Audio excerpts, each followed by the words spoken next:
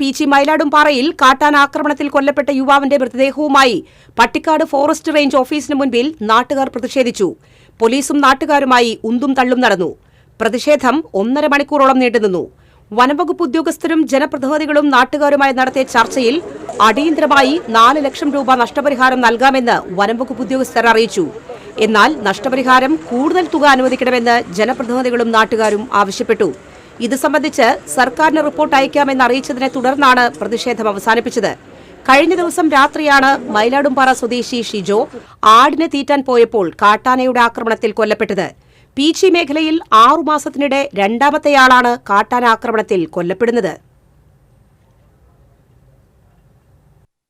ഇത് വളരെയധികം ദുഃഖകരമായ കാര്യമാണ്. ഇതിലെ പല ആളുകളും ഇതിൻ്റെ ഉള്ളിൽ രാഷ്ട്രീയം കളിച്ചപ്പോഴാണ് ഇത് ഏറ്റവും കൂടുതൽ ജനങ്ങൾക്ക് ഇത് വളരെയധികം വിഷമമായത്. ഇത് ഈ വന്യജീവി ആക്രമണത്തെ കക്ഷി രാഷ്ട്രീയത്തിന് അതീതമായി ജനങ്ങൾ ഒറ്റക്കെട്ടായിട്ടാണ് ഇവിടെ ചേർക്കുന്നത്. കർഷകർക്ക് ജീവിക്കാൻ പറ്റാത്ത അവസ്ഥയാണ്. അപ്പം ഞങ്ങളിവിടെ പോയി ഇവരോട് സംസാരിച്ചു. ഞങ്ങൾ പ്രതിഷേധം അറിയിച്ചു. 2 തരത്തിലാണ് പ്രതിഷേധം. ഒന്ന്, ഈ മരിച്ച വ്യക്തിയുടെ കുടുംബത്തിന് എന്ത് നഷ്ടപരിഹാരം കൊടുക്കാൻ സാധിക്കുമെന്ന് പറഞ്ഞു. നാളേക്ക് 4 ലക്ഷം രൂപ ഡിസാസ്റ്റർ മാനേജ്മെന്റ് ആക്ട് അനുസരിച്ച് അവർ കൊടുക്കുമെന്ന് പറഞ്ഞു. കൂടുതൽ സംഖ്യയ്ക്ക് വേണ്ടി അവർ സർക്കാരിലേക്ക് പ്രപ്പോസൽ കൊടുക്കും. ആ പ്രപ്പോസൽ പ്രകാരം ഇവിടുത്തെ MLA മന്ത്രിയുമായ K. രാജൻ അത് മുൻകൈ എടുത്തിട്ട് ഇവർക്ക് 25 ലക്ഷം രൂപ മിനിമം വാങ്ങിക്കൊടുക്കണമെന്നാണ് ഇവിടെയുള്ള ജനങ്ങൾ പറയുന്നത്.